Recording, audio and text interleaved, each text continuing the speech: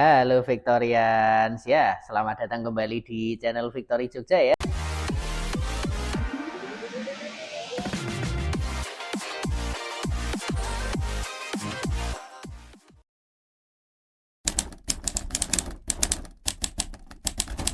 Dan sekali lagi bersama saya Mirza yang merupakan salah satu wakil pialang dari PT Victory International Futures Cabang Yogyakarta, akan kembali sekali lagi menemani Anda ya untuk memberikan informasi mengenai market, ya ini pergerakan harga emas dunia dan juga pergerakan harga minyak dunia, entah untuk itu review pergerakan satu minggu lalu maupun juga analisis untuk pergerakan satu minggu ke depan ya. Dan ya ini saya mau mengucapkan ini ya, lama tidak bertemu karena minggu lalu berhubung hari Senin itu tanggal merah ya. Jadi kami dari Victory Jogja videonya sempat libur ya untuk review market mingguan. Tapi ya kali ini kembali lagi karena ini juga sudah masuk kantor lagi, jadi kita ketemu lagi ya. Dan padahal minggu lalu ini pergerakan marketnya ini luar biasa sekali. Saya nggak tahu Anda ngikutin apa enggak. Tapi kalau kita bicara untuk harga emas ya, ini saya sampai lupa ya berapa kali saya ngomong seperti ini, yaitu harga emas ini kembali mencatatkan rekor tertinggi baru ya. Dan ini nggak cuma minggu lalu ya, bahkan ketika video ini dibuat ya, ketika video ini diambil, kalau saya lihat di sini harga emasnya masih mencoba terus menanjak naik ya. Nah ini di sini saya mau coba kasih review dulu ya, penyebabnya kenapa sih kok harga emasnya seperti ini, sampai kemudian nanti ini kedepannya ada gambaran seperti apa, apakah bakal naik terus, dan kalau memang bisa naiknya kira-kira sampai mana lagi. Tapi kalau ada koreksi turunnya bisa sampai mana? Nah ini nanti yang akan kita coba bahas untuk review market minggu ini. Ya, jadi langsung saja untuk review pergerakannya minggu lalu ya. Jadi tidak perlu banyak-banyak lagi ya. Saya tadi sudah sampaikan. Pertengahan minggu harga emas sempat nyentuh ini kan 2.600, tapi terus kebanting turun. Dan ya di 2.600 ini awalnya dikira bakal jadi resisten ya, tapi ternyata kemudian hari Kamis dan Jumat dia break, bahkan minggu lalu tertingginya sampai ke 2625 ya, 2625,82 seperti itu. Dan ini penyebabnya apa? Ya, kalau Anda yang minggu lalu sudah ngikutin berita-berita ekonomi ya, pasti minggu lalu sudah tahu kalau kabarnya akan ada ini kan, pemotongan suku bunga dari Bank Sentral Amerika Serikat yang ternyata surprise, kejutan ya. Ekspektasinya Anda bisa lihat hari Rabu siang waktu setempat, atau kalau di Indonesia ini hari Kamis dini hari ya. Ekspektasinya itu suku bunganya cuma dipotong 0,25%, jadi 5,25, tapi kenyataannya dipotongnya langsung 0,5% ya, jadi angka 5,0. Dan ini mengejutkan pasar karena ya ekspektasinya oke lah, sudah ada pemangkasan suku bunga dan lain sebagainya. Ternyata suku bunga yang dipangkas lebih besar dari yang diprediksi. Dan belum lagi ditambah kalau Anda mau baca statementnya ya, statement dari bank sentralnya sendiri, mereka menyebutkan bahwa ya ini bukan terakhir kali kita bakal mangkas suku bunga ya untuk tahun ini. Jadi karena Fed meeting ini nanti masih ada 2 kali lagi di bulan November dan juga di bulan Desember. Ini kemungkinan sekarang orang-orang spekulasinya bahwa wah ini November sama Desember bakal ada pemangkasan lagi ya. Minimal kalau enggak dua-duanya ya minimal ada salah satu lah, kalau enggak November ya Desember, tapi bisa juga jadi dua-duanya. Dan kalau Anda sudah lama ngikutin video dari kami ya, harusnya sudah sering dengar saya ngomong bahwa ketika ada opsi suku bunga yang lebih rendah, ada prospek suku bunga yang lebih rendah terutama dari Amerika Serikat, investor ini bakal nyari aset-aset lain yang bahkan mungkin melirik aset-aset yang non bunga saja. Karena gambarannya adalah kalau suku bunga diturunkan, kemungkinan itu kondisi ekonominya juga sedang melambat, pertumbuhan ekonominya sedang melambat. Jadi orang-orang nyari investasinya satu ke aset yang nggak perlu ngasih bunga, dan dua ke aset yang relatif aman, safe haven ya. Definisi safe haven itu kalau dari saya pribadi adalah aset yang belinya gampang, kemudian jualnya lagi juga relatif lebih mudah.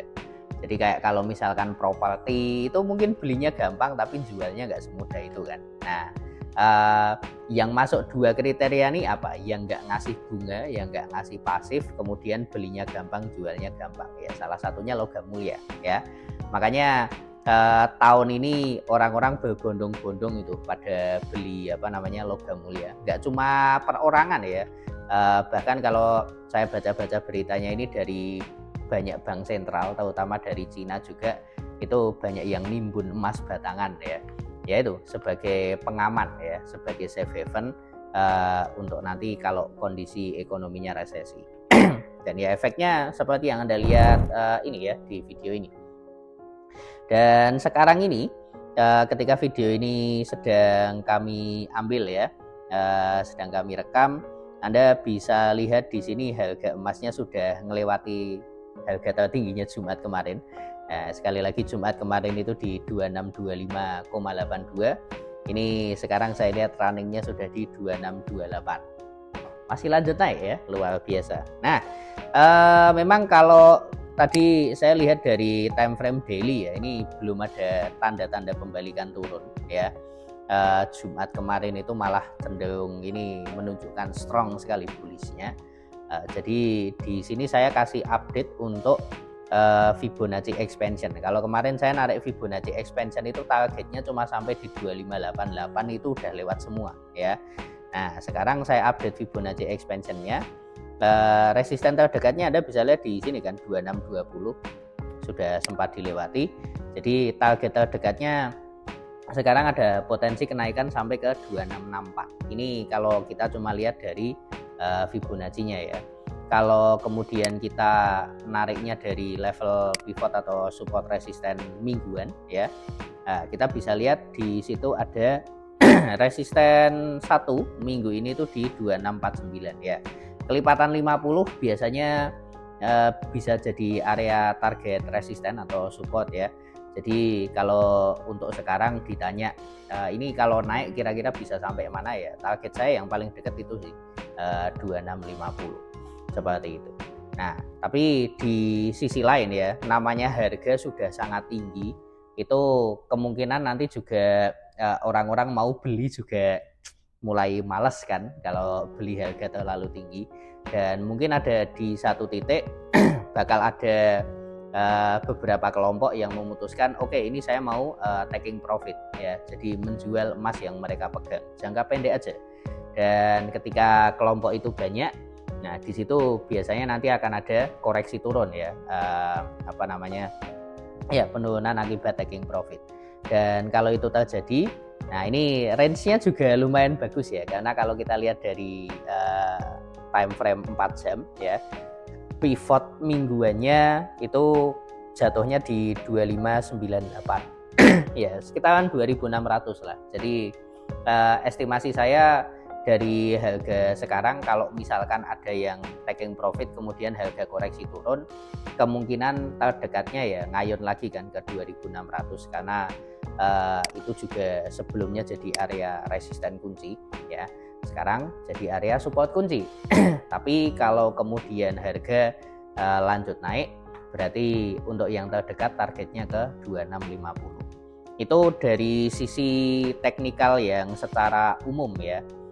Memang kalau saya ngelihat dari fundamental jangka menengah, jangka panjang mungkin 60-70% arahnya cenderung ke atas ya.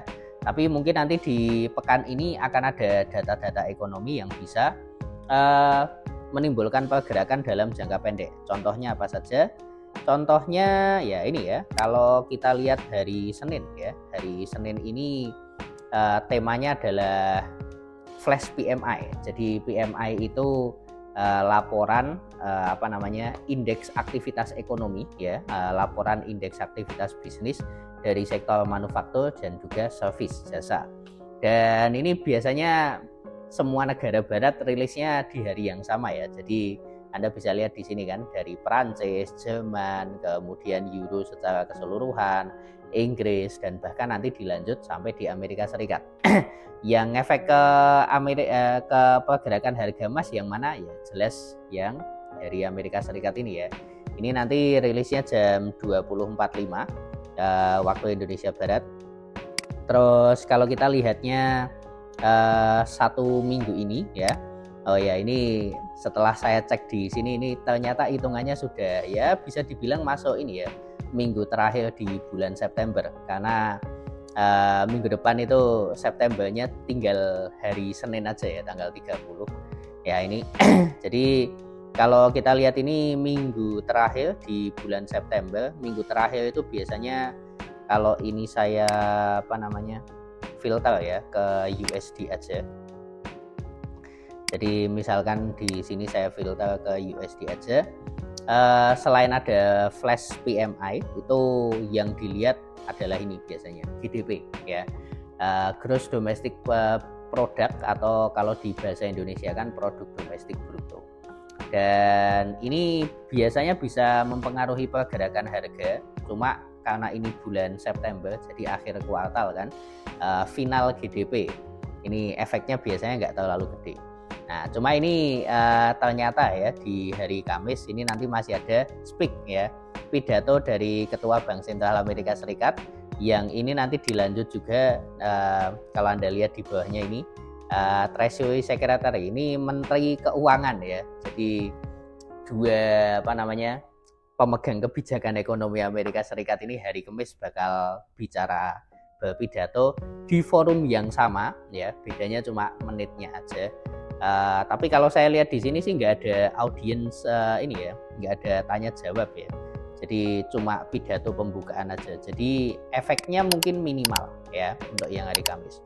Maka dari itu kalau Anda mau bertransaksi, mungkin di sini Anda tipe orang yang transaksinya berdasarkan data ekonomi, minggu ini fokusnya berarti di hari Senin ya, jam 20.45 WIB.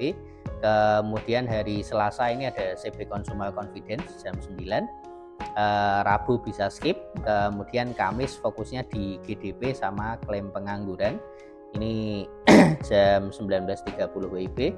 Terus hari Jumat ya, ini Core PCE Price Index, ini data inflasi terakhir di setiap bulannya ya.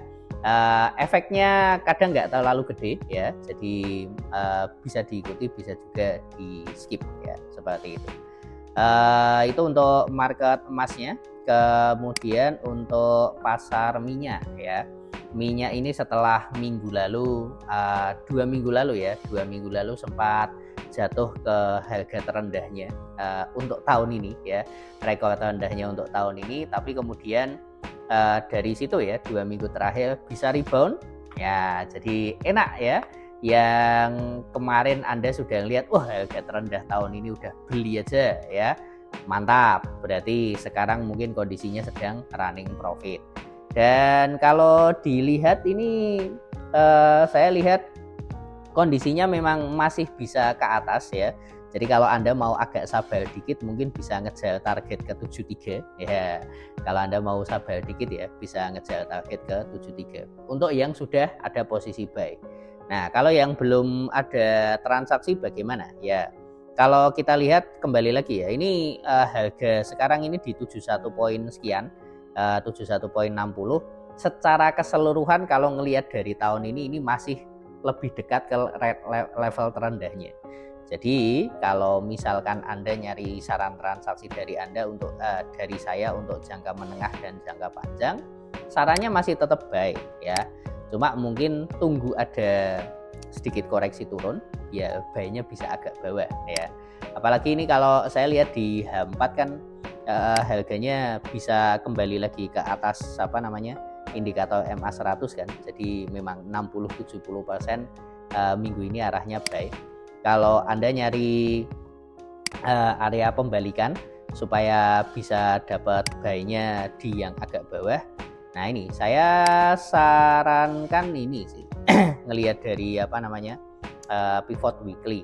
Dan pivot weekly-nya memang relatif agak jauh di 70.55, tapi agak mendingan lah, nggak sejauh itu ya. Jadi kalau misalkan nyari level buy di bawah bisa di 70.55, nanti targetnya bisa ngejar ke 72.50, jadi sekitaran 2 poin, lumayan ya. Seperti itu. Kalau Anda pengen yang lebih bawah lagi sebenarnya di sini sih 67, tapi ini terlalu jauh ya kalau untuk sekarang ya. Jadi untuk oil seperti itu. Kalau Anda cari analisa yang lebih spesifik untuk harian, nah itu kami di Victory Jogja punya forum analisis di Telegram ya. Jadi kalau Anda mau gabung bisa kontak kami DM melalui Instagram ya. Dan di Instagram itu di Telegram ini nanti kalau Anda mau dapat saran transaksi yang lebih spesifik, Anda juga bisa dapat. Jadi silakan ya, bisa DM kami dan juga follow Instagramnya di @vif_jogja seperti itu. Oke, itu saja yang bisa saya berikan ya untuk analisis market ya, review dan analisis market minggu ini. Seperti biasanya disclaimer, ini bukan anjuran maupun perintah untuk Anda bertransaksi ya. Kalau Anda pengen berkonsultasi tentang transaksi yang lebih spesifik dengan modal sekian, bagusnya transaksi apa, kemudian opennya di mana, arahnya kemana, manajemen resikonya seperti apa. Nah itu sekali lagi silahkan hubungi kami melalui Instagram @vif_jogja supaya nanti kami sambungkan Anda ke finansial konsultan dan wakil-wakil pialang kami yang sudah teruji tersertifikasi ya. Dan mungkin itu dulu dari saya, semoga bermanfaat. Jangan lupa untuk bisa klik tombol subscribe-nya ya supaya Anda gak ketinggalan video-video berikutnya. Kemudian jangan lupa kalau Anda terasa video ini bermanfaat bisa klik juga itu tombol like-nya. Kalau ada pertanyaan bisa ditulis di kolom komentar. Oke, itu saja dari saya. Sampai ketemu di kesempatan berikutnya dan salam profit.